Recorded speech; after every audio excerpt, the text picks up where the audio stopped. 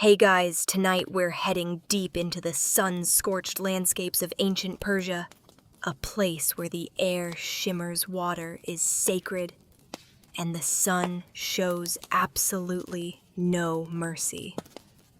You stand in the heart of a sprawling desert, the light so bright it bleaches color from the stone. Sand crunches softly under your sandals. You tug your head wrap tighter. There is no breeze. Not yet. But somehow in this parched, golden-brown world, cities rise, lush, green, shaded cities. How you're about to find out. So before you get comfortable, take a moment to like the video and subscribe, but only if you genuinely enjoy what I do here. And while you're at it, leave a comment telling me where you're listening from and what time it is for you right now. Now dim the lights, maybe turn on a fan for that soft background hum, and let's ease into tonight's journey together. You arrive in the middle of what would one day be called Iran, but in this moment it's just the vast ancient land of Persia. The sky is cloudless. A few distant camels groan. Everything is dry your lips. The breeze, the laughter of two children running barefoot across a dusty alley. The walls of the nearby buildings are curved and sand-colored like someone sculpted a city from cooled caramel. You look up. That's when you notice them. Rising from the rooftops like giant periscopes are rectangular towers. At first, they seem decorative like architectural hats. But then you feel it, a whisper of air brushing the side of your cheek. You follow the breeze. It's coming from one of those towers. You step closer, curious. What kind of magic is this? It's not magic, it's physics. It's the badger or windcatcher. And welcome to your first lesson in how ancient Persians turned hostile desert into habitable heaven. The genius of it hits you slowly. These towers aren't just tall, they're directional. Each face is open to a different side of the sky, designed to scoop wind from whichever way it's blowing and channel it downward into the building below. No fans, no electricity, just clever geometry and a whole lot of patience. The taller the tower, the better the airflow. Some are straight vertical shafts. Others are cross-vented to capture breezes from multiple directions. You lean against one and press your ear to the plaster inside. The air flows like a hidden stream. Historians still argue whether the badger originated in ancient Egypt or whether Persia refined it first. But everyone agrees that by the time the Achaemenid Empire was in full swing, these towers were everywhere from royal palaces to dusty caravanserais. And here's a quirky detail: in wealthier homes they sometimes used fabric to filter the air, passing it through wet cloth, or dripping water jugs placed in the breeze's path. That way, air wasn't just cooler, but slightly humidified. Imagine that. Evaporative air conditioning in 500 BC. Your modern fan suddenly feels underwhelming. Now walk a little farther. This is the city of Yazd, not yet the UNESCO-recognized marvel it will become, but already known for its intelligence in design. Narrow alleys curve like dry riverbeds between buildings. You notice the way every street is tilted, angled, strategic. That's not by accident. They're designed to follow prevailing winds and maximize cooling. Even the shadows are directional here. You pause at a tea house. The owner, a round, smiling man with a beard like a cotton bush, waves you in. The inside is cool. Unnaturally cool. You peer around. There's a badger overhead, yes. But there's something more. The floors are slightly sunken. You walk downstairs. The room grows cooler with each step. In a corner, there's a large clay urn of water. Condensation beads on its side. You press your fingers to it. Cold. Somehow, against all logic, it's cold. You sit. The man pours you tea. It's sweet, strong, and inexplicably refreshing. He fans you lazily with a palm frond. And you wonder, why haven't we been doing this all along? Outside, the sun still burns. But inside, through passive design and ancient wisdom, you're swaddled in shadow and breeze. You take a moment to stretch. Feel the textures, the cracked mud brick walls, the uneven mosaic tiles, the slight grit of wind-blown dust on your fingers. It's all part of the story. These weren't sterile spaces they breathed, literally. Persian architecture wasn't sealed off from the environment, it danced with it. And that's the magic: no machines, no switches, no wires. Just mud, sun, wind, and the quiet genius of people who absolutely refuse to sweat more than necessary. You step back outside, blinking against the glare. The tea shop disappears behind you, swallowed by the lazy shimmer of midday light. Your ears are still attuned to that low, constant sound, the breeze funneled through a tower, whispering its way into the bones of the city. And now that you've heard it, you notice it everywhere. Above nearly every building, those curious structures jut into the sky. Some are small, others ornate, fluted, painted, or crowned with wooden braces like antennae, searching the heavens. You begin to realize in this city wind is not an accident. It's a guest, a tenant, a carefully courted partner. You walk toward one of the larger buildings, a 2-story home near a small public square. The badger here is more elaborate 4-directional shafts, like a chimney crossed with a compass. A dusty child watches you from the doorway. He gestures up, says something in a language you don't understand, but you know what he means. Want to see inside, so you climb. Inside the tower, the air is different. The base is wide, narrowing upward like a chimney in reverse. Wooden slats cross at intervals, scaffold for cleaning or maintenance. As you climb, you feel it again, the subtle shift of temperature, the pressure change against your cheeks. Wind moving through geometry. And here's the science in its sleepiest possible form. As warm air rises, it creates a natural vacuum that pulls cooler air down through the badger. In certain designs, hot air is drawn out the top, while cool air enters from elsewhere, an ancient cousin of negative pressure airflow, the kind used in modern hospitals. No joke. Historians still debate how much of this was intentional science versus intuitive design. Did early Persian architects sit around with mathematical tables and airflow diagrams? Or did they simply learn over generations what shape worked best? Some scholars argue they must have understood the physics. Others say the knowledge was largely empirical, passed on by practice, rather than principle. Still others insist it was both trial and error, honed over centuries, then retrofitted with intellectual theory as cities grew more advanced. Either way, it worked. You reach the top of the tower. It's quieter here, strangely so. There's a stillness that feels thick. But then as you lean into one of the open slats, wind hits you full in the face. Not a breeze aflow, continuous, cool, almost startling. You laugh. The child laughs too. From up here you can see it all.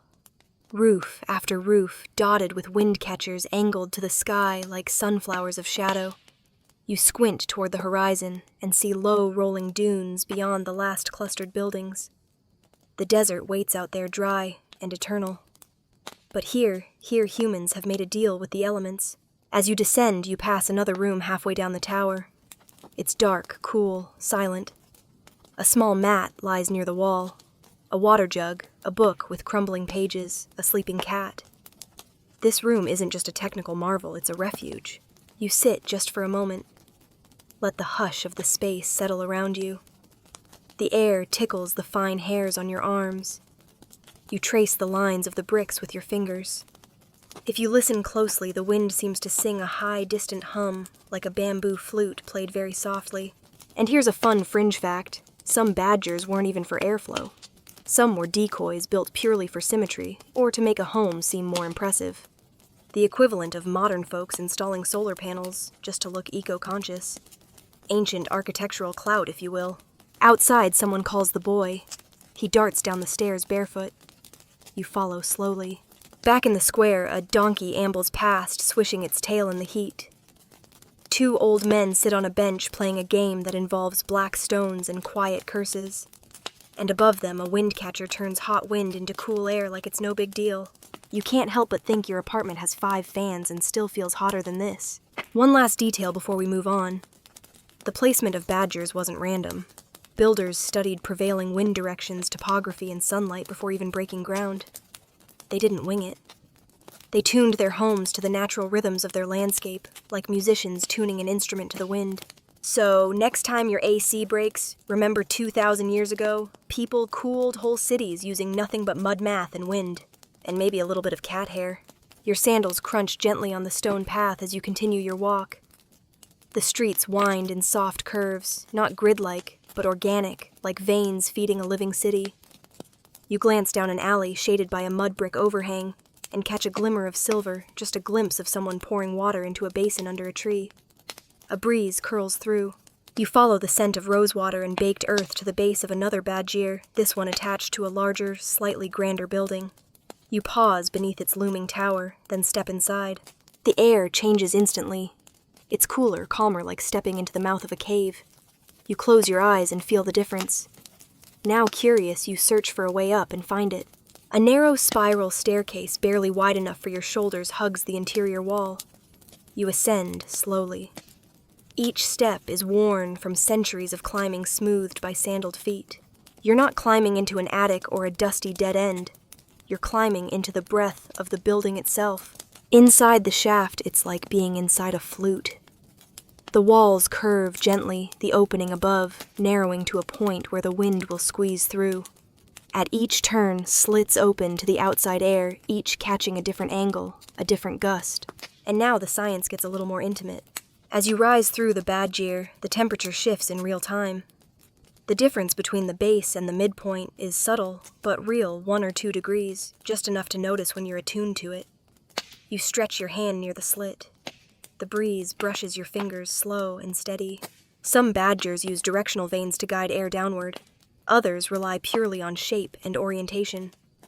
The more sophisticated designs are even paired with Connaught subterranean channels that carry cool air from distant sources into the house, and the Windcatcher just helps draw that air upward or downward depending on need. And here's the juicy historical debate: which came first, the badger or the Connaught? Some scholars argue the Connaught was the foundational innovation, and the badger was merely an architectural accessory. Others suggest they developed independently, and later merged like chocolate and peanut butter. You reach the midpoint of the tower, where small side rooms break off a perch, a lookout, maybe a place for maintenance. You step into one and peek out through a lattice screen. Below, you see a woman hanging linens on a line. The cloths ripple in the breeze, funneled through the alley. Beyond her, rooftops shimmer under the sun. Inside this room, however, it's tranquil. A small pile of dried rose petals sits in a shallow bowl. A folded blanket rests on a woven mat. You can imagine someone sneaking away to nap here, where the air moves like a whisper, and the world seems far away. Fun fact, in certain wealthy homes, these upper chambers weren't just ventilation zones. They doubled as meditation rooms, or summer sleeping quarters. The best airflow, after all, belongs to whoever climbs the highest. You sit for a while. The stone is cool under you. Then, without quite realizing you're lying down, staring up into the narrowing shaft above you. Through the slits, you see only pieces of the sky broken into geometric frames by plaster and wood. It almost feels like lying at the bottom of a well, but one filled with air instead of water. Here's something odd to consider while you recline. Some Windcatchers used trickle cooling. Water jars placed inside the shaft, their sides dampened, would cool the air through evaporation as it passed by. That meant the breeze wasn't just moving, it was changing. And if the building had a cellar, even better. The airflow could be looped hot air drawn out the top, while cooler air moved up from below, cycling like breath through lungs. You wonder how long people could survive here without any modern tech. Days, weeks, entire lives. The answer is they did. From palaces to poor homes, this was how people cooled themselves, carefully, passively, ingeniously. Now, one last detail before you descend. Look up, all the way up. The shaft narrows to a square just large enough for your face. The breeze tunnels down, striking you square on the forehead. It's constant, cooling, unapologetically brilliant. And at that exact moment, you understand why Persian poets so often mentioned the wind, its softness, its loyalty, its divine nature. The wind was not just an element here. It was kin. You rise, begin your descent. At each turn of the stairs, you feel warmer. Not hot, but aware of the air wrapping itself tighter around your body. You reach the bottom and step back into the home's central chamber. A man lounges nearby, reading aloud to himself. His cat watches you unimpressed. You thank the Windcatcher with a final glance up. You're starting to understand that this isn't a cooling device. It's a cooling philosophy, and you're not even remotely finished. You step outside the Windcatcher's embrace and into the sunlight again, but not before blinking a few times, adjusting. The transition from cool hush to heat haze is abrupt, like waking from a nap on a moving train. You stretch your shoulders.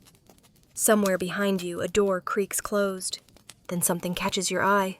Off to the side of the street, in a shady courtyard, half hidden behind an arch, you notice a small stairway descending into the earth. The air near the entrance feels different, denser, moister, and ever so slightly chilled. You take a step closer, and then another. You duck inside. Here underground, you're about to discover the second half of Persia's passive cooling genius, the Qanat system. Now picture this. You're walking through a tunnel barely high enough to stand in, carved into earth so dry it would turn your lips to dust if you lingered too long. But here it's different. It's cool. You smell wet stone moss and minerals, and you hear it too, just a trickle. Quiet, steady. Water. You're following a Qanat, a gently sloping tunnel that carries water from distant mountain aquifers, often traveling tens of kilometers purely through gravity. Not a pipe, not a canal, a tunnel, dug by hand. And they did this without GPS or lasers or boring machines. The sheer ambition of it makes you laugh softly in the half-dark. Historians still marvel at the Qanat system. Was it Mesopotamian in origin? Median? Some say it was invented in northwest Persia by the first millennium BCE, then adopted by cultures across the Middle East, North Africa, and even parts of China. Others think it was independently developed in several regions like prehistoric humanity's version of parallel evolution. All you know is this one still works. You reach a small chamber where the ceiling lifts slightly. A reservoir glows faintly in the filtered light with water just deep enough to reflect your face. You dip your hands. It's cold. Shockingly cold, like melted snow. And that's no accident. These Qanats were built with exacting slope gradients too steep, and the water would rush and erode. Too shallow, and it would stagnate. But get it just right, you've got a river beneath your feet for the next 800 years. Now, here's the clever twist. In many homes, these Qanats connected directly to the Windcatchers above. The air passing over the subterranean water cooled further, creating natural refrigeration. In fact, some homes stored perishables in small vaulted rooms, just above the Qanat path, instant pantry air conditioning. You find one such room, now a tight chamber with clay shelves and a lingering scent of pickled lemons and dried herbs. A pile of pottery jars huddle in the corner, dark and cool. And if you're wondering how people kept track of all these hidden water routes under the city, that's what the vertical shafts were for. At regular intervals, vertical wells led down from the surface, both for ventilation and maintenance. Workers would climb down to inspect or clean the tunnels, sometimes hoisted by rope, sometimes descending barefoot, like it was nothing. You're tempted to imagine this as primitive, but honestly, it's brilliant. Modern engineers study Qanats today with awe. These weren't simple water holes, they were climate-regulating infrastructure built by societies that took the desert and said, no, we live here. Watch us thrive. You sit by the reservoir a moment longer. The walls are smooth with lime plaster, the ceiling low but curved. You lean back and listen to the world overhead, a faint echo of donkeys. A child's laughter, a bell. And here's your odd detail for the hour. In some towns, the Qanat tunnels became unofficial social hubs.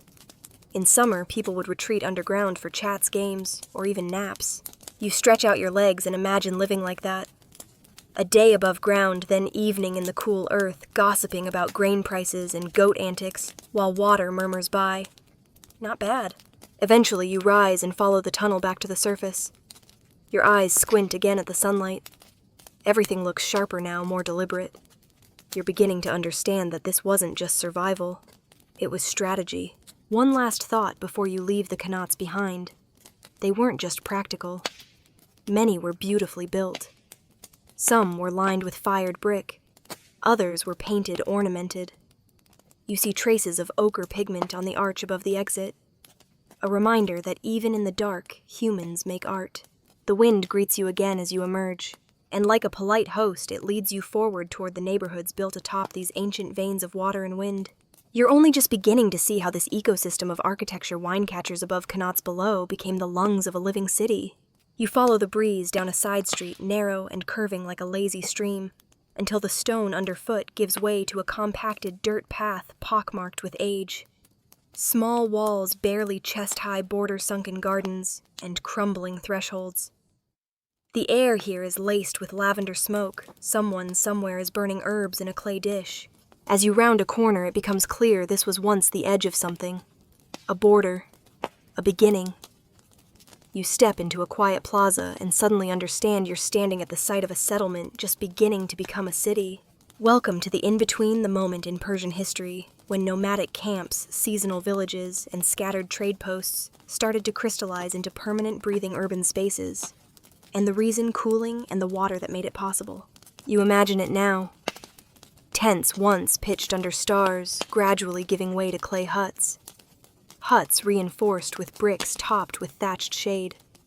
Then walls, towers, a square. And at the center of it all, a Qanat outlet. A Windcatcher. The bones of a new city. You pass the foundations of what might have been a caravanserai, an ancient desert inn. Traders and travelers rested here, once cooled by air that traveled for miles beneath the ground before surfacing like a loyal dog. You picture merchants unrolling bolts of dyed fabric, unstrapping worn sandals, pouring water over blistered feet as the wind licked at their backs. And here's your historical anchor by 500 BCE under the Achaemenid Empire. Persian cities weren't just political hubs, they were designed ecosystems.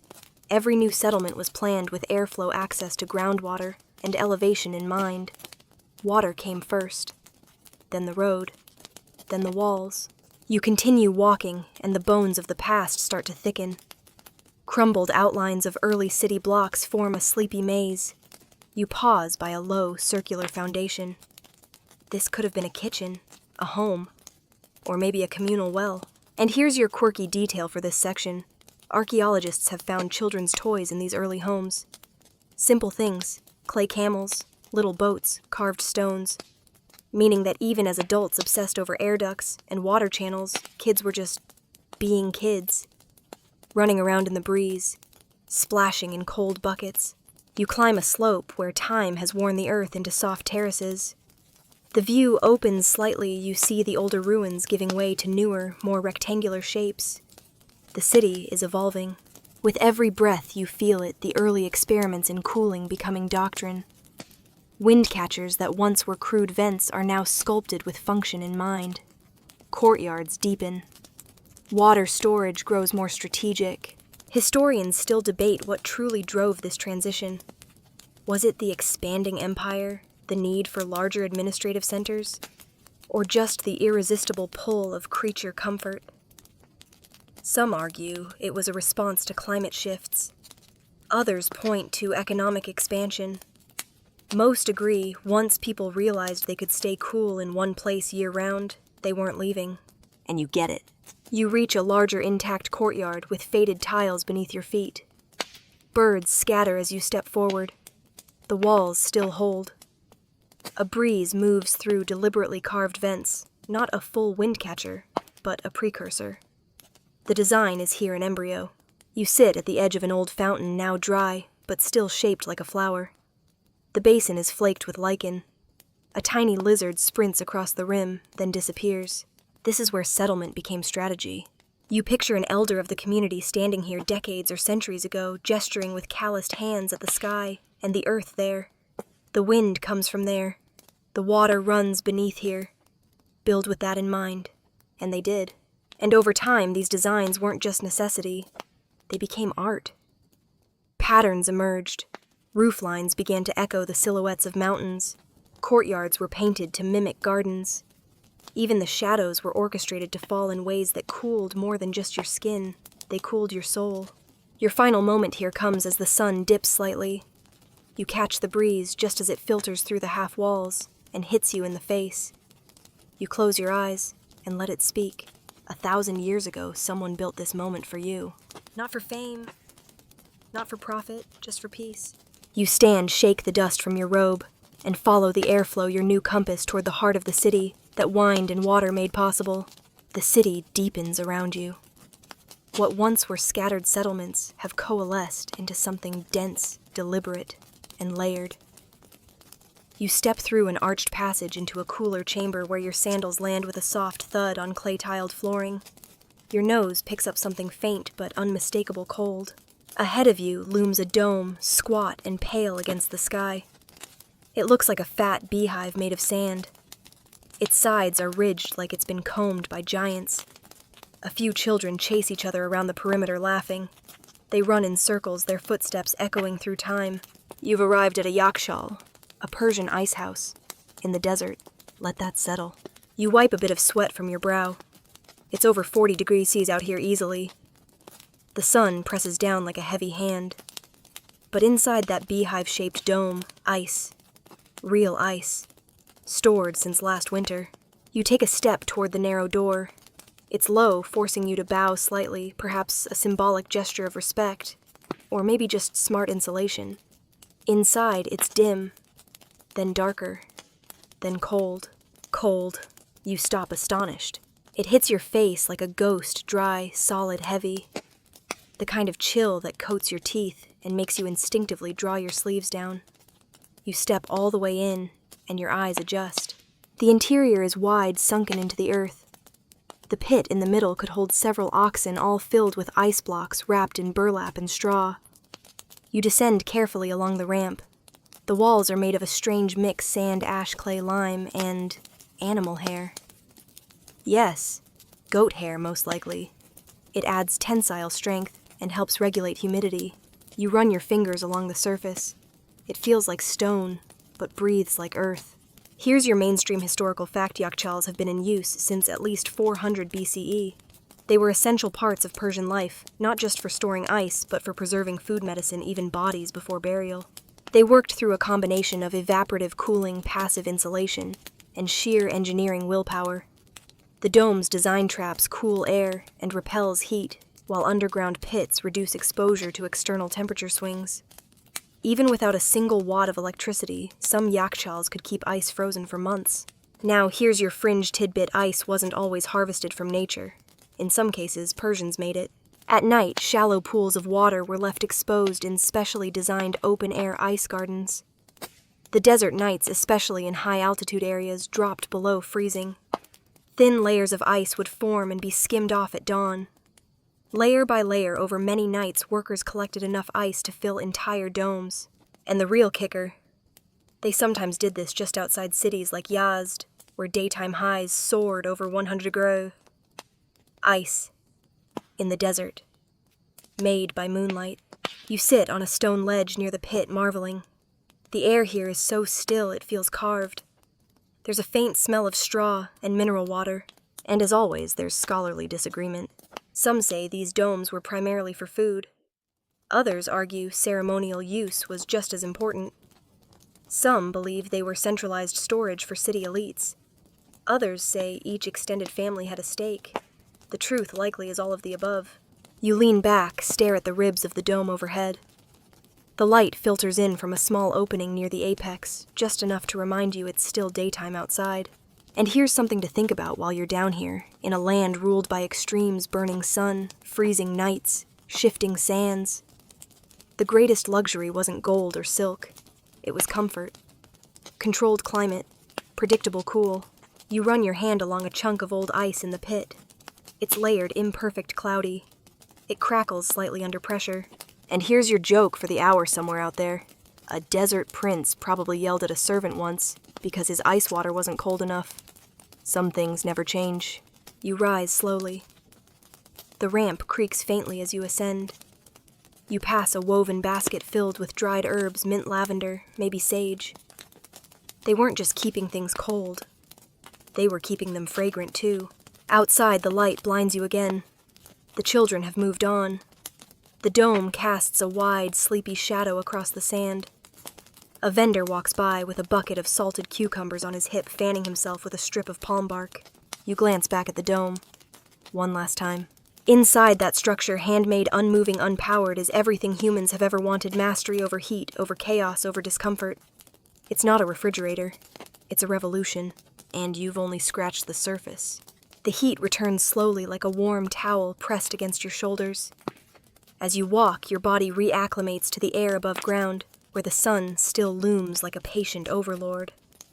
A vendor waves at you from under an awning, and you return the gesture absently, your mind still half submerged in that ice house. But your curiosity won't let you rest, because now, after feeling the cold, you want to know: how did they make ice in the first place? So you follow the scent of earth and dew to the outskirts of the city, where old fields stretch flat and open, bordered by dry stone walls. This isn't farmland exactly. There are no crops. Just wide, shallow depressions in the ground, almost like clay swimming pools, left to dry out in the sun. Only they weren't used in the sun. They were used after it set. This is the ice garden, a place where water was turned to ice in the middle of a desert. You run your hand along the curved rim of one shallow basin. The surface is cracked and flaking, but still smooth in parts worn down by centuries of repeated use. Here's how it worked. Each night during winter, water was poured into these shallow channels, no deeper than your ankle. The air would drop below freezing, and thin films of ice would begin to form. Come morning, workers would skim the ice off gently, with wide, flat tools, then haul it in padded baskets to the nearby yakshal. This wasn't a one-night affair. It was a seasonal ritual, ice harvested like wheat, layer upon layer. And here's a lovely little fringe detail in some cities. The best ice harvesters were given small honorary titles and were respected like master bakers or weavers. Their job required patience timing and a good nose for weather shifts. You sit on the lip of the basin and try to imagine it, an army of workers in cloaks and turbans creeping through the cold night, whispering as they walk so as not to disturb the ice forming. A slip of moonlight on a sheet of water, the crunch of early frost underfoot. And somewhere nearby, a fire burns, not to warm them, but to help monitor temperature, a signal system. When the flames dimmed in a certain way, it meant the timing was right. You'd think this all sounds like a bit too much work for a little ice, right? But that's the thing. You're not just preserving food, you're preserving control. In a world ruled by weather, having a reserve of cold was like having a vault of calm. Historians have debated how far back this technique goes. Some claim early examples appear during the Median era. Others place it squarely in the hands of Achaemenid engineers. But the principle is clear across time. If the desert can take everything, then ice is the thing you steal back in defiance. Now, here's a funny thought to cool your forehead. There were probably kids centuries ago who sneaked out to the ice fields just to poke the forming sheets and giggle as they broke. Even the most sacred technology can't stop a child's finger. As the sun begins to dip, you spot a half-collapsed shelter nearby. Inside, a low wooden table is stacked with rusted tools, trowels, picks, flattened scoops, relics of refrigeration. You lift one heavier than you expected. It smells of copper and wood smoke. And yet, it worked. For centuries, in town after town, basin after basin, this method kept cities from boiling over. It gave mothers cold water for tea, preserved goat milk, allowed sick children a night of relief. You walk between the shallow basins, now the dirt firm beneath your feet. Some are deeper than others, some cracked beyond use, some still holding moisture from a recent rain. Above you, the sky has softened to gold. There's one last trick to these ice gardens' walls. Some were built with low mud brick barriers on the north and west sides, blocking wind, funneling cold air, and reducing heat loss. Even the layout of the field played a role in optimizing every degree. So yes, you think standing in this open plain where science met silence, Persians didn't just survive the desert. They taught it to obey. And in doing so, they made something rare and beautiful, a city cooled not by brute force, but by cleverness, patience, and frost harvested under moonlight. The breeze has returned, not forceful, just enough to nudge your robe against your calves and scatter a few dry petals across the ground. You follow it instinctively, like a cat drawn to warmth, only in reverse. You're chasing coolness now. And where does it lead you to a construction site? Well, not quite active anymore. The scaffolding's rotted, and the wheelbarrows are half sunk into the sand, but the bones of something big remain. You step inside a partially collapsed house, a noble's residence, judging by the size and layout. The ceiling is mostly intact, supported by thick beams darkened with age. The walls are made of something soft to the touch, yet surprisingly durable. Clay and brick, of course, but not just any brick. This is the famous sarouj plaster, the desert's secret weapon. You run your fingers along the wall. It feels cool, almost damp. Not from water, but from breathability. Like the house itself is quietly inhaling and exhaling. Sarouj is a magical blend: clay, sand, ash egg, whites, lime, goat hair, and the occasional hint of camel bile. Yes, you heard that right. camel bile, an ancient Persian version of industrial-grade resin. It helped waterproof the material while keeping it porous enough to breathe. Modern engineers have tested this mix and found it astonishingly resilient. It resists water seepage, withstands heat, and most importantly, regulates internal temperature. Like an organic air filter built right into the walls, you step further inside. The floor is a mosaic of baked brick laid in gentle, concentric circles. The pattern isn't decorative, it's strategic. It allows heat to disperse evenly rather than collecting in corners. In the corner of the room is a ventilation shaft, a smaller cousin of the badger. Not tall or showy, but effective. A simple slit near the ceiling angled just enough to catch the breeze and direct it downward. You crouch beside a fallen timber and listen. And you realize even in its ruined state, this house breathes. Historians still debate how early Persians discovered the formula for sarouj. Was it trial and error, a lost recipe from earlier civilizations? Or did it originate with Zoroastrian temple builders who needed fireproof plaster? There's no definitive answer. But here's a quirky twist: sarouj wasn't just for walls. It was also used in qanat linings, cisterns, public baths, and even fridges, or at least their ancient equivalents. Small clay-lined pits embedded into floors, used to store perishables in cool darkness. You look around. Even the doorways in this house are purposeful, tall, and narrow to allow hot air to rise and escape quickly. The ceilings curve not for style, but for convection. You run your hand along one of the archways and feel the logic baked right into the design. You move to the courtyard. The stone basin at its center is dry, but its placement low and shaded speaks of its former use not just as a fountain, but as a passive, evaporative cooler. Here's the science. Pour water into a shaded stone basin, let the breeze brush across it, and you've got air conditioning. Slow, silent, steady. And now, for your moment of unexpected comedy in some aristocratic homes, these water basins were paired with floating flower petals. Not just for scent, but to visually show the ripple pattern of air currents. Like a low-tech Persian lava lamp for detecting drafts. You lean against a crumbling column, the air perfectly still, and imagine living here mornings in the courtyard, sipping tea afternoons, lying flat on a sarouj floor with your robe lifted just enough to let the breeze in. Evenings under candlelight, the badger above, purring faintly in the dark. This wasn't a house. It was a system. And systems, when designed well, don't fight nature. They collaborate. You step back inside, take one last glance at the inner rooms. Despite the ruin, it's hard not to feel the intimacy of the space, the way every surface had a reason, every curve a function. And here's the irony: many of these ancient techniques are making a comeback today. Sarouj-inspired plasters, breathable clay walls, passive cooling. Architects across the globe are relearning what ancient Persia already knew, that comfort doesn't require conquest. Just cooperation. As you leave the house, a sudden gust of wind kicks up a small spiral of dust. It dances for a moment in the center of the courtyard, then vanishes, just like the people who once lived here. But the walls, they still breathe. By now, you've stopped resisting the breeze. It guides your steps like a familiar hand, gently redirecting you down narrower paths, past quieter courtyards, and into older neighborhoods where the walls lean a little, and the shadows seem more intentional. It's not just the architecture that's clever, it's the math. You come to a modest home with an odd, asymmetrical layout. At first glance, it looks like a mistake. Nothing quite lines up. The windows are off-center, the rooms oddly angled, and the roofline dips in ways that seem purely aesthetic. But when you step inside, it works. The temperature drops immediately. The air moves not forcefully, but decisively, curving around corners, pulling heat out, drawing coolness in. It's like walking into a solved puzzle. This is where the numbers come in. You're about to meet one of ancient Persia's most underrated heroes, the mathematician builder. Long before HVAC engineers existed, Persia had architects who weren't just designers.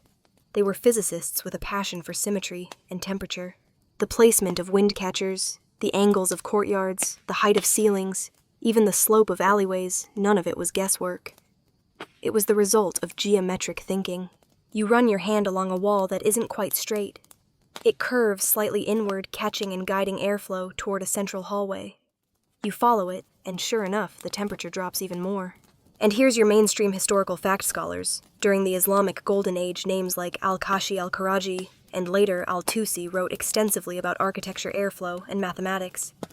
These weren't abstract theorists, they were designing schools, mosques, observatories, and homes to function with thermal logic. Many plans used the golden ratio. Others relied on practical experimentation, like marking sun angles with strings and stones over the course of the year. It was empirical, exacting, beautiful. And yet, not everything was scientific in the modern sense. Some of it was spiritual. Builders often consulted religious calendars, Zoroastrian omens, or astrological charts before breaking ground. The wind itself was sacred, a divine presence to be harmonized with, not dominated. Now here's your fringe tidbit: in some desert towns, people believed that certain wind directions carried personalities. A north wind was generous, a south wind was lazy. The builder's job wasn't just to catch the wind, it was to catch the right mood of wind. You sit in a corner room that curves just slightly inward enough to create a draft without direct sunlight. Above you, a clerestory window funnels air into the space. You place your hand on the floor. It's cool. And just as you settle in, you hear it, a child reciting verses in another room. Not loud. A murmur like a prayer to the house itself. You smile, then footsteps. You rise, move quietly through the hallway, and discover a room filled with scrolls, diagrams, slates marked with ink. This was a scholar's home. And not a famous one, just a local thinker who spent a lifetime mapping wind. You pick up one of the scrolls. It shows a cross-section of a house with arrows marked meticulously through air shafts. Another sketch shows seasonal sunlight angles and optimal roof tilt. And here's the scholarly debate. Were these builders and thinkers engineers before the word existed, or philosophers who just happened to be good with bricks? Modern historians can't quite agree. You place the scroll down. Dust swirls softly in a beam of light. There's something soothing about the idea that someone hundreds of years ago cared so much about airflow that they mapped it by hand, and now you're enjoying the fruits of that quiet obsession. Before you leave, you notice a final, almost hidden design detail, a narrow vertical slit in the outer wall. You trace it with your finger. Just a few centimeters wide, angled to pull in a whisper of the prevailing wind during July, the hottest month. This wasn't decoration. It was survival. It was brilliance. You step back outside, blinking into the dusk. The wind has shifted slightly, and with it the light. You glance up at the sky where the first star twinkles faintly above the city. Below it, homes breathe. Corridors hum softly with air. Courtyards shiver in gentle currents. And behind every wall, a mathematician once grinned, satisfied that the numbers worked. The streets begin to narrow now, coiling inward like lazy rivers. You pass through a sequence of low archways, each casting a longer shadow than the last. The light dims, but curiously the air improves. You're entering the residential courtyard's hidden sanctuaries, where Persian families cooked, laughed, argued, and most importantly, cooled off. At first, it feels like walking into a secret. You duck under a low doorway and emerge into an enclosed space, roughly square, walled off from the world. A single tree stands in the center, perhaps a pomegranate or fig, its roots reaching deep, its shade spreading wide. Around it, a small garden, mint basil, maybe even saffron, if the family was prosperous. And near the trunk, a basin. Shallow, clay-lined, dry now, but once the cool heart of this entire space. This is where the breeze truly performs. The layout of the courtyard is no accident. Walls are thick and high, keeping sunlight out during the hottest hours. But more than that, they're angled to channel airflow downward, bouncing it from surface to surface, cooling it before it ever touches skin. You sit at the basin's edge and close your eyes. Even without water, the spot is cooler. Now, here's your mainstream historical fact. Persian homes, especially in Yazd and Kashan, were built inward. No street-facing windows, no decorative facades. The beauty was inside. The courtyard was not an afterthought, it was the soul of the house. This layout created a microclimate significantly cooler than outside. Studies show differences of up to 10 to 15 degrees between street level and a well-designed courtyard in peak summer. And here's the quirky twist, the courtyard wasn't just for humans. Cats, birds, lizards, and occasionally goats all shared this cool refuge. Some homes even had small shaded nooks built specifically for pets. A sort of luxury Airbnb for chickens. You stroll past faded tilework along the edges. blue turquoise and white colors chosen not just for beauty, but for their reflective properties. Light like air was curated here. In one corner, a recessed alcove contains a tiny fountain spout. You imagine it once trickled continuously, feeding the basin with cool water from the qanat below. You place your hand over the dry pipe, half expecting a breeze to exhale.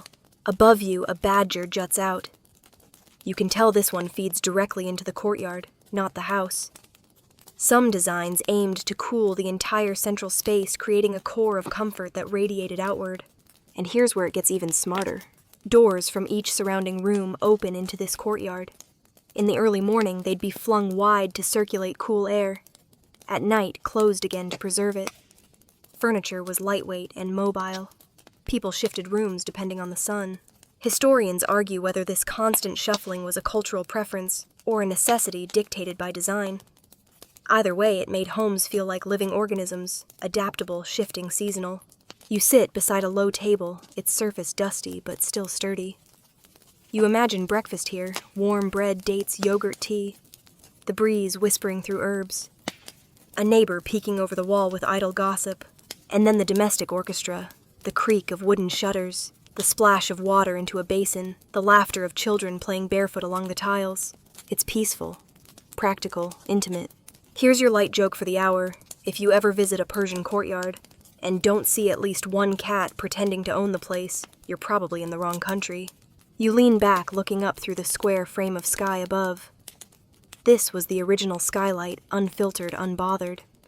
In winter, it welcomed sun. In summer, it gave just enough moonlight to dream by. One last observation, these courtyards were often painted. Not with scenes, but with patterns, geometric, floral, rhythmic. The kind that train your mind to drift, to trace without effort. Even their aesthetics whispered, breathe slowly, rest here. And so you do. You close your eyes, let your fingers trail the edge of the stone basin, and allow yourself to drift, not into sleep, just into stillness. Because here, under layers of brick, tree tile, and breeze, you've found the Persian idea of wealth, not gold, not power, but a cool moment in the middle of a hot day. The shadows have deepened now, not just from the setting sun, but from the sheer density of the alleyways you've entered. This part of the city has learned to hide from the light on purpose. You tilt your head upward and see just a sliver of sky between buildings so close, you could almost stretch out your arms and touch both sides. But it's cooler here, noticeably so. You walk slowly through this canyon of clay and brick, your footsteps muffled, your skin thankful. It's like nature paused just for a moment to let you breathe. And that's no coincidence. These aren't just alleys. They're shade corridors, a silent, strategic masterpiece in the urban design of ancient Persia.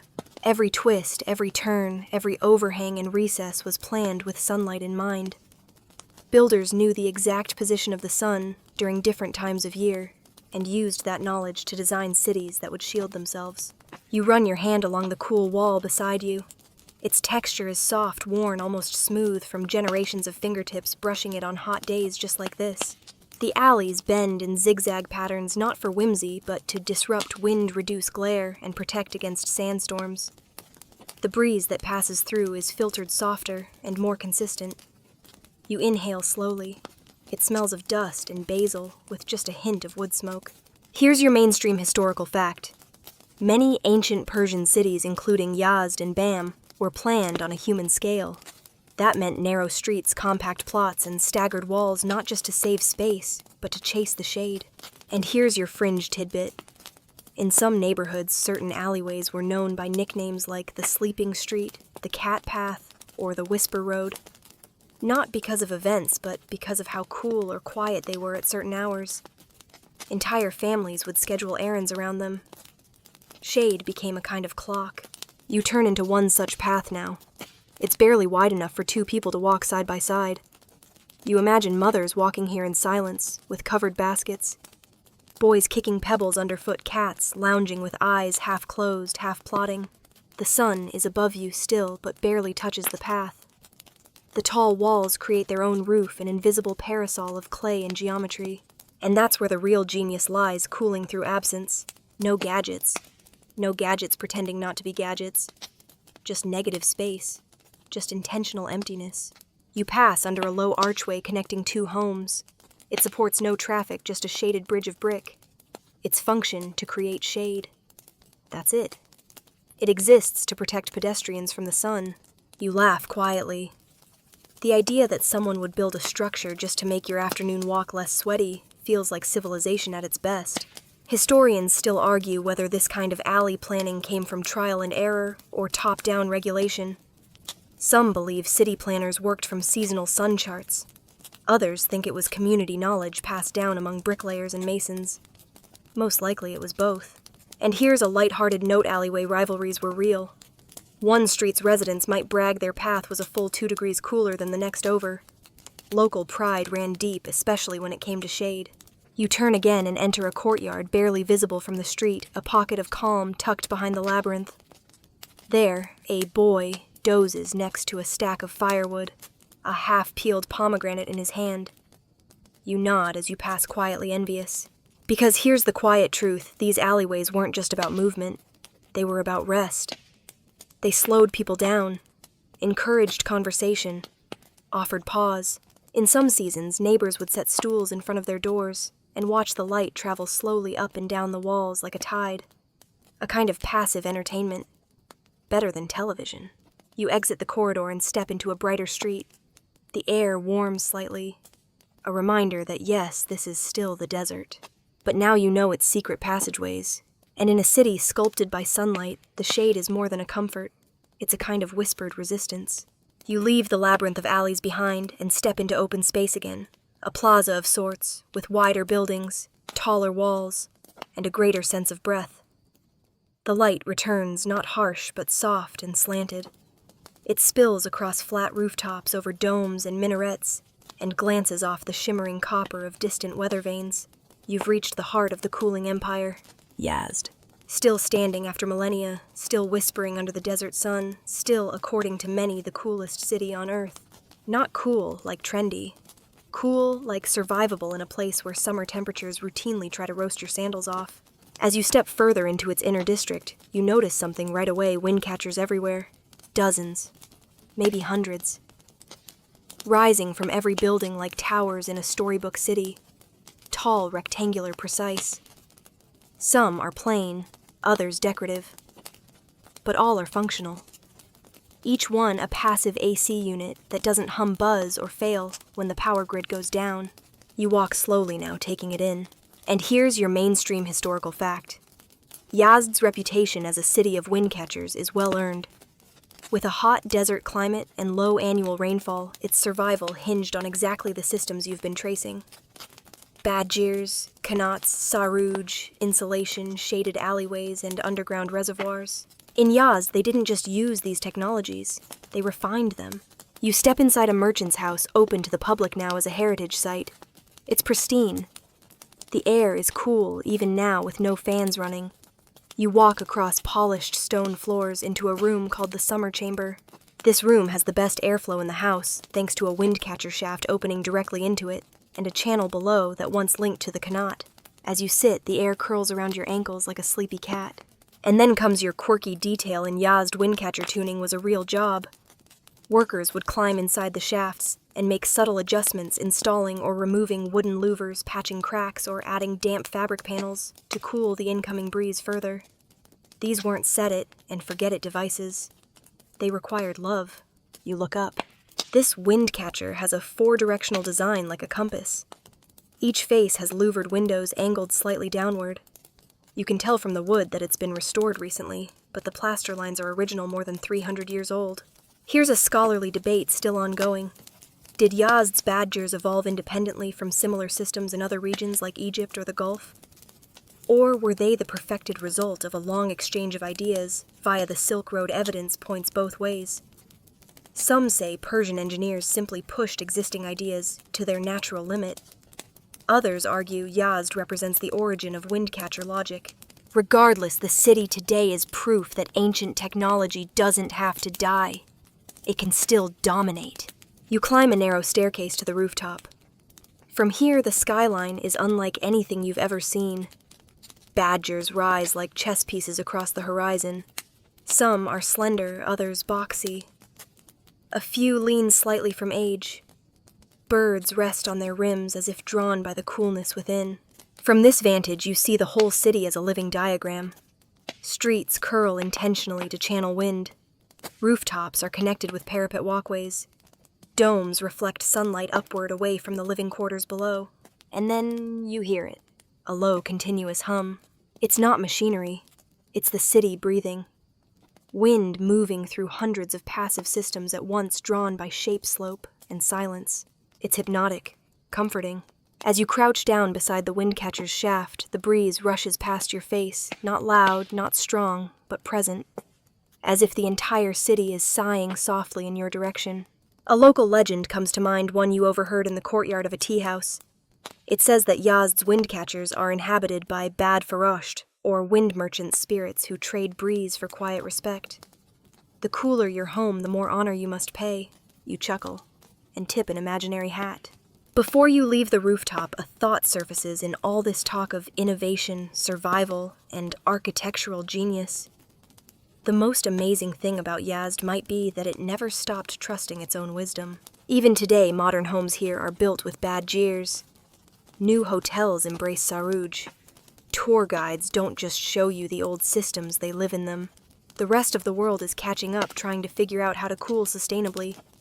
Yazd just kept going. You descend the stairs and rejoin the street. A group of children races past, laughing, leaving petals of sound behind them. A cat eyes you from a shaded stoop, and above you, rising from every rooftop like a gentle exhale, the Windcatchers wait. You leave Yazd's rooftops behind your feet once again, meeting the familiar hush of sun-warmed stone. The breeze follows, curling gently along your neckline, as if it refuses to let you leave its city of worship. But tonight, something feels different. You hear unfamiliar voices, foreign tongues murmuring through archways, cloaks of another empire swishing down Persian roads. You turn a corner, and for a moment, time distorts. You're still in Yazd, but you're not alone anymore. A small caravan has just arrived at the city gates, dusty and wide-eyed. Their dress is unfamiliar, long tunics, leather sandals, bronze ornamentation. They speak Latin. You're watching the Romans arrive. Traders, emissaries, maybe even scholars. Men who've crossed half a continent expecting to find heat chaos, and maybe danger, and who instead find themselves utterly confused by cool air. You follow a middle-aged man with an ink-stained finger as he stands beneath a badger staring upward like it's a religious icon. He holds out his hand, feels the wind, blinks, then mutters something very Roman under his breath, probably a mix of admiration and disbelief. And who could blame him? Here's your mainstream historical fact. Roman records such as those from the later imperial period, and Greco-Roman geographers like Ptolemy and Pliny, include passing references to Persian cities with cleverly cooled homes and dry tunnels of water beneath the streets. Though vague, they hint at a kind of architectural envy, a recognition that Persia had solved problems the Romans hadn't. Remember, Rome had aqueducts, hypocausts, and bathhouses. But passive cooling of this scale, that was something else entirely. The scholarly debate comes here. Did Roman engineers try to replicate Persian cooling tech? Some say yes, pointing to increased attention to cross-ventilation in later villas. Others argue it was more admiration than imitation. After all, Rome had its own climate, and the empire's ego wasn't exactly flexible. But there are enough coincidences to make you wonder. Roman domus homes in hotter regions like North Africa or Syria begin to show very Yazd-like courtyards after a while. Breeze-friendly narrow streets, shaded porticos, small internal fountains. Not conclusive, but suggestive. Meanwhile, back in your moment, the Latin-speaking trader has found the coolest room in the guest house. He sits on the floor robes, sprawled out, sipping cold water from a glazed ceramic cup and shaking his head. You smile at the universality of it travel all this way, and what impresses you isn't gold politics or war. It's air. Clean, cold air. Here's a quirky little detail for you. Some records suggest that Roman visitors brought Persian fans back with them. Not electric, obviously, but intricately carved, wide-palmed fans used by Persian nobility. A small nod of respect. A souvenir of comfort. You walk out into the street again. The Romans are settling in. A boy shows them how the qanat works, pointing at the shaft entrance with exaggerated pride. They lean in, peer down, murmur approval. You imagine them drawing diagrams that they'll later bring home, trying to explain it to builders who just don't believe you can air condition a city without fire. And just think, these technologies weren't just Persian. Versions of them existed in ancient Egypt, the Indus Valley, even in early Nubian structures. But Persia, especially under the Achaemenids, then the Sasanians, and later, during the Islamic Golden Age, perfected the integration of them all into urban form. It wasn't just tech, it was civic vision. You walk further into the bazaar. A few Romans linger here too, wandering between spice stalls and copper pots. The air smells of saffron and dried limes. A rooster crows somewhere, even though it's nearly twilight. You duck into a smaller shop and sit at a woven mat. Tea is served. The cup is warm in your hands, but the air is cool on your face. And that's the Persian magic, hot and cold light and dark, past and present, all humming together like strings on the same oud. The city didn't just invite foreign eyes. It dared them to understand it. And whether they could or not, well, that was never really the point. You sip slowly while above you the wind sings through the bad jeers. And maybe, just maybe, a Roman still standing there scribbling diagrams he'll never fully decode. Evening has settled in. Not with a crash or flourish, but with the quiet certainty of a city that has done this for thousands of years. The sky is deepening into bruised lavender, and a few lanterns flicker to life, tiny golden moons anchored to mud brick walls. You're walking now through a wealthier part of town, not extravagant, but elegant in a quiet way. Smooth stucco facades, arched doorways trimmed in cobalt tiles, and courtyards hidden behind wooden screens, and through one of those doors something draws your attention. The smell of sandalwood, the flutter of silk in the breeze, a splash of water, and a breath of laughter. You peek in, and the home reveals itself like a stage play, painted tiles. Tall, arched ceilings, silk curtains gently billowing over the windows. The floor is cool stone. The cushions are fat and welcoming. A merchant's house. And not just any merchant, this is someone well-traveled. There are spices on the low table you can't name. A carved box inlaid with ivory, and jars, rows and rows of glazed jars with oils, petals, powders, even pebbles. One smells like cinnamon, another like rain, another like a forest you've never visited. This is where cooling meets luxury. The merchant himself, middle-aged, graceful, probably owns half the street, sits reclined on a raised dais. You watch as a servant dips a silk cloth in rosewater, waves it through the air, then hangs it in front of a windcatcher duct. Moments later, the breeze that passes through smells like a blooming garden at midnight. You feel it even from the doorway. Soft, cold, fragrant.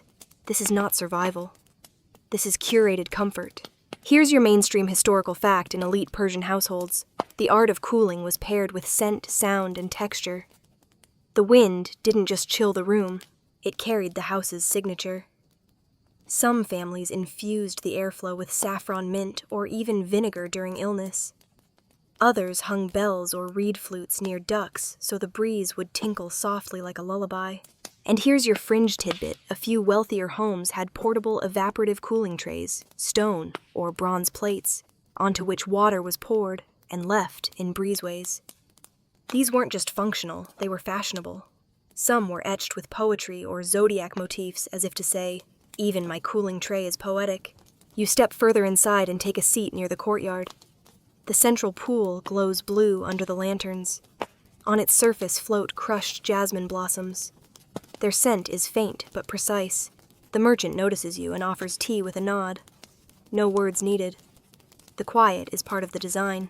As the Windcatcher continues to exhale across the courtyard, a fine curtain lifts, revealing the sleeping chamber beyond. Inside, cushions line the walls. Small alcoves house oil lamps. On a nearby ledge, a reed fan rests. But it's clearly for ceremony, not use.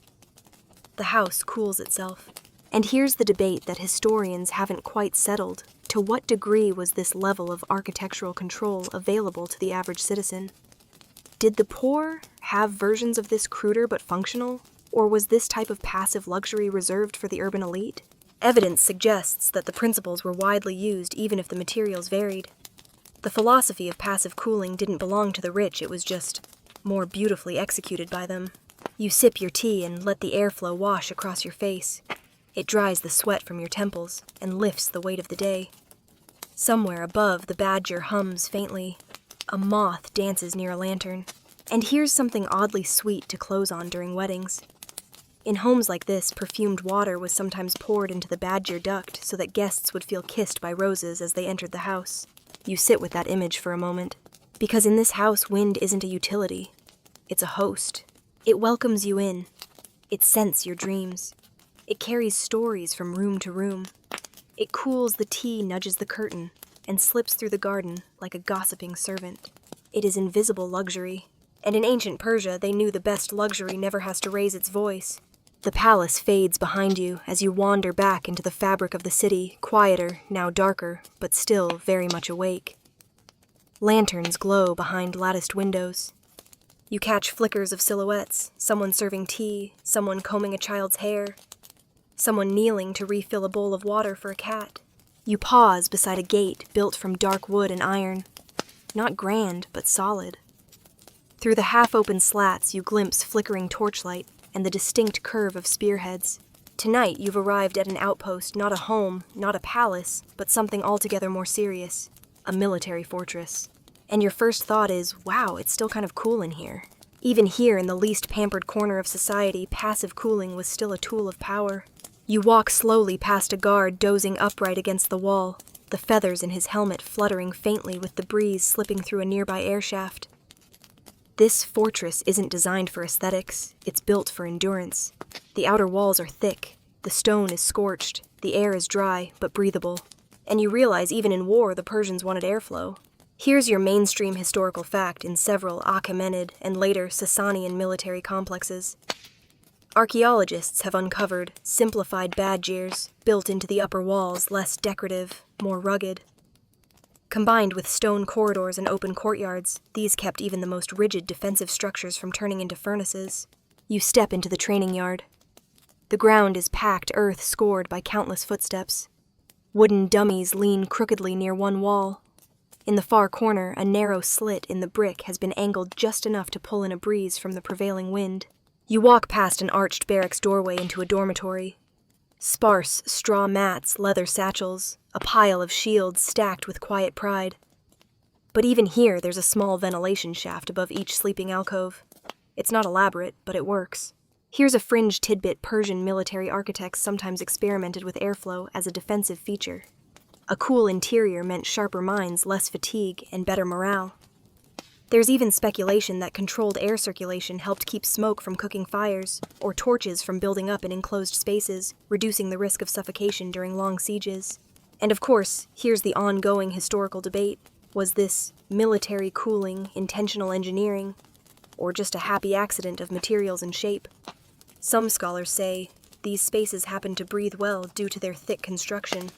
Others insist they were designed with climate in mind from the very beginning. You step into the commander's chamber, slightly elevated with better airflow, a small skylight, and a desk covered in scrolls. There's even a basin in the corner fed by a narrow water channel.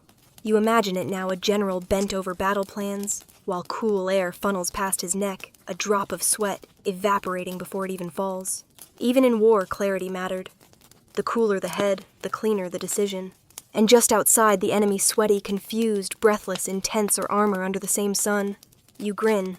That's not just architecture, that's strategy. You pause in a narrow hall near the fortress's rear.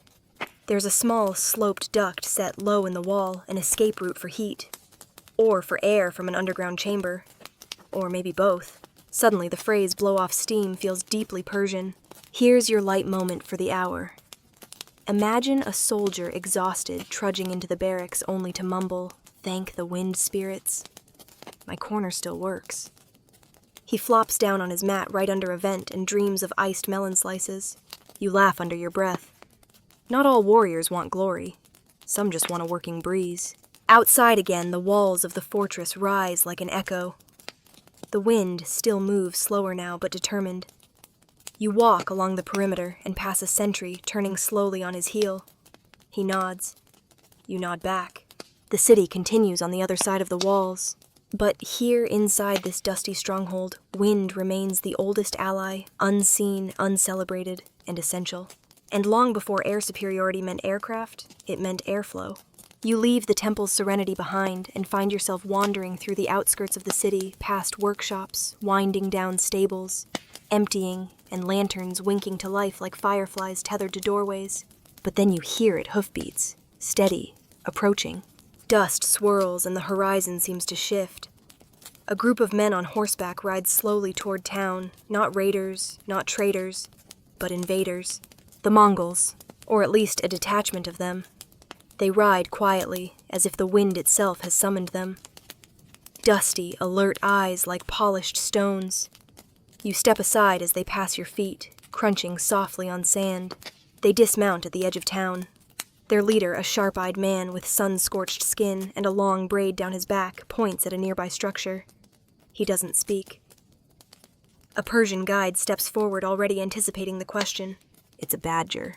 You expect the soldiers to scoff to dismiss it, but they don't. They listen, because even the Mongols who conquered with fire, sword, and storm understood the power of comfort. And when you spend months crossing brutal steppes and empty deserts, the gift of a cool night's rest isn't luxury, it's strategy. Here's your mainstream historical fact during the Mongol invasions of the 13th century. Many Persian cities were razed, but not all. And in places like Yazd, which surrendered quickly or negotiated with savvy, the Mongols stayed. They used the infrastructure. They repaired qanats. They adopted windcatchers. There are reports of Mongol leaders commissioning additions to existing Persian homes, adding their own touches, but retaining the cooling systems. When in Rome, or rather when in Yazd, build a badger, you follow them to a commandeered house. The soldiers enter one by one, their leather armor creaking. Moments later, windows open. Vents shift. Curtains flutter. The wind does what it has always done, serve whoever listens to it. Now here's your quirky tidbit. In at least 2 preserved Mongol-era homes in Iran, windcatchers were inscribed with Tibetan script, likely by artisans working under Mongol command. The systems remained Persian in origin, but the ownership, the cultural signature blurred. You crouch outside as the guide demonstrates the qanat to 2 younger warriors. He scoops water from a covered well and lets them touch it. Their eyes widen slightly. One takes a sip. Nods. Then the older man does something unexpected. He removes his boots and steps into the water channel. Barefoot, laughing. Even conquerors feel the heat. Even empire-hardened feet want cold stone. And here's the scholarly debate for this section. Did Mongol rule preserve Persian climate engineering, or did it merely pause its decline? Some scholars argue that the Mongol period, often painted as devastating, actually allowed for the spread and refinement of Persian environmental design throughout Central Asia. Others point to the destruction of libraries and cities as the more lasting legacy. But standing here watching soldiers kneel before the cool kiss of qanat water, you feel that some things simply refuse to die. You walk past the house, now turning into a shaded alley. In the distance, you hear Mongolian voices raised not in anger, but in what sounds like debate. Perhaps arguing about whose sleeping corner is cooler. Because if there's one thing that cuts across cultures, it's this. Everyone wants the spot with the best airflow. Here's your light joke for the hour. There's probably a centuries-lost sketch somewhere showing a Mongol soldier saying, "I didn't invade for the gold. I invaded for the breeze." You walk a little farther and notice a new badger clearly rebuilt. Its plaster is fresh, the edges sharp. And yet it looks respectful, as if the Mongols understood that some inventions were already perfect. The wind moves through it without resistance. As you move on, you realize the conquest wasn't just military.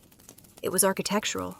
And in this case, Persia won that battle quietly, through every duct, every vent, every perfect gust of night wind. Because no matter how far you ride, how many cities you burn, or how loudly you shout, the wind never listens to force. It listens to form. The breeze tonight feels wiser. Not stronger, not colder, just more knowing. Like it's carried every secret you've collected along this journey. You walk now with less curiosity and more appreciation, as if the city no longer needs to impress you. It simply needs to remind you. And that's when you notice something unusual. The house ahead is new. Not ancient, not ruined, not even particularly old.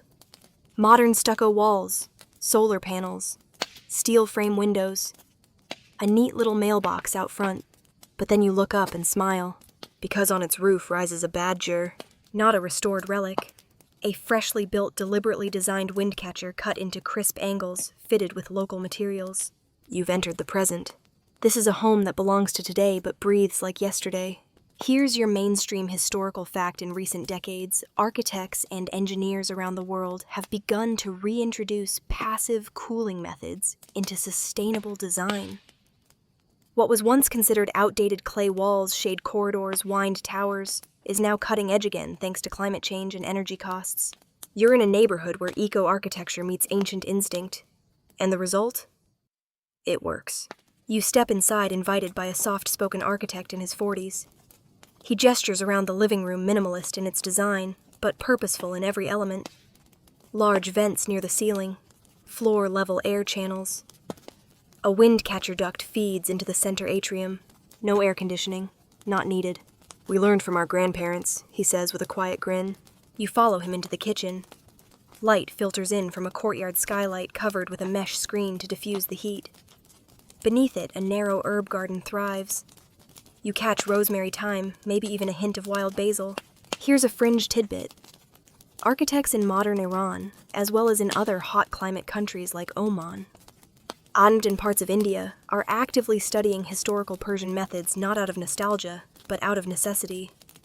They've found that homes using combined passive systems, badgirs, earth-air tunnels, saruj insulation, can reduce internal temperatures by up to 15 degrees Celsius without any electricity. You touch the plastered wall. It feels cool. Still. Familiar. And here's the scholarly debate. Can ancient systems truly scale for modern cities? Or are they only viable in single-family homes and niche projects? Some argue that passive cooling belongs to rural settings and wealthy retrofits. Others insist it's the only real way forward and point to rising energy failures as proof.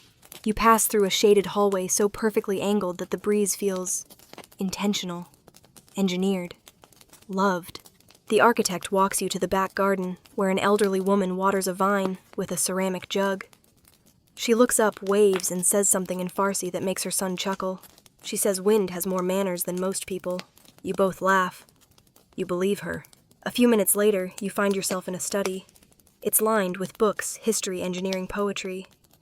On the wall hangs a framed diagram of a badger from the 10th century. Next to it, a photograph of the same badger restored just last year.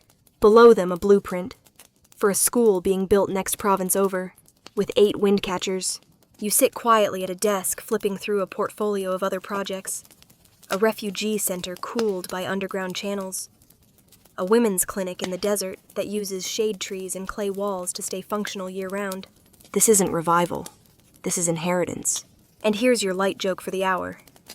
Somewhere in an air-conditioned office, an engineer is reinventing the badger and calling it Venturi-optimized thermal diffusion architecture.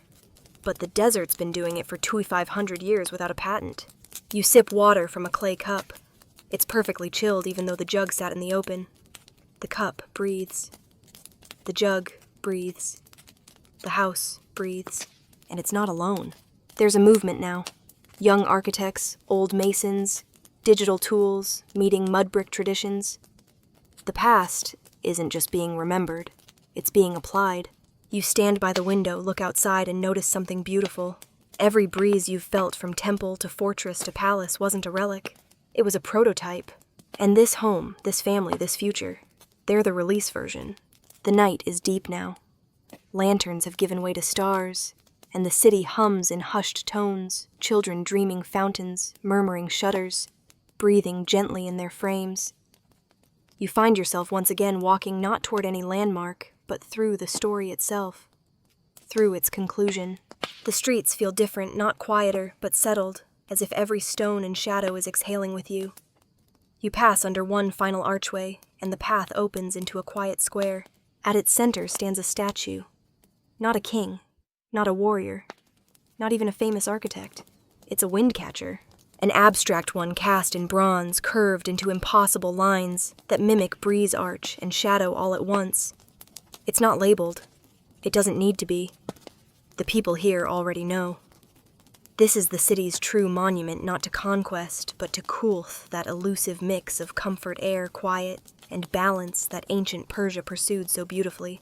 You sit on a low bench across from it, hands resting on your knees, and allow your body to finally go still.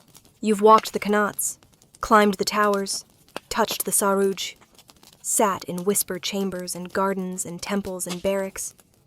You've seen conquerors converted by cold breezes in modern homes rediscover ancient truths, and through it all the wind has followed. Here's the final mainstream historical insight. Passive cooling, though associated strongly with ancient Persia, was once a global tradition found in various forms in North Africa, southern Spain, China, and the Indian subcontinent. But Persia stands out for how systematically it approached the challenge. Not one building, not one trick, but a culture-wide blueprint. Every layer, civic, religious, residential, even military, was designed to respect and direct the elements. It was environmental harmony, without ever using that word. And the fringe tidbit. In the Yazdi dialect of Persian, there's an old phrase whispered when someone enters a room and sighs with relief from the heat. Bad raft delamad. The wind came in. So did my soul. You whisper it now just for yourself. Around you, the final details settle like dust, a family gathering at a rooftop table drinking tea in their socks. A courtyard cat pawing lazily at a lantern's glow. A shirt hung near a vent drying perfectly in the overnight breeze. All of it choreographed, all of it earned. The scholarly debate fades. The diagrams, the measurements, the legacy. It's all important. But at the end of the journey, all that matters is the feeling, the soft hush of a place that decided long ago that discomfort was negotiable, that nature could be met with grace, not aggression. And now the fan hums lightly near your bedside. The air glides across your chest like a story finishing its sentence. Your eyes begin to close. You've wandered thousands of years, across empires, inventions, and ideologies. But in the end, you've found yourself exactly where you started, lying still, the breeze brushing your cheek, and nothing left to do but rest. Let yourself settle now. Let your breathing stretch out like the breeze over water, slow, even deliberate. In through the nose, and out through the story. Let the places you've wandered melt into soft memory. The desert air, the cold hands on the clay wall, the hush beneath the domes.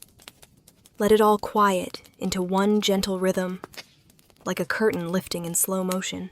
There's no more walking tonight, no more towers to climb, no more history to chase. Just air, soft air, the kind that moves without being seen, the kind that carries scent and silence and sleep, the kind that knows when to arrive and when to simply stay near. You are wrapped now not in blanket but in balance, in thoughtful construction, in the care of ancient minds who thousands of years ago dreamed not of machines but of ease. You feel the stone beneath you, the faint whisper of old plaster, the far-off drip of water into an unseen basin. The night itself cooling like a pot of tea left on the sill. Let that be enough. Let it carry you. You are exactly where you're meant to be. Not in the past, not in the future, but here. In the breath of a house that's always known how to hold you. In the stillness between the wind and the dream.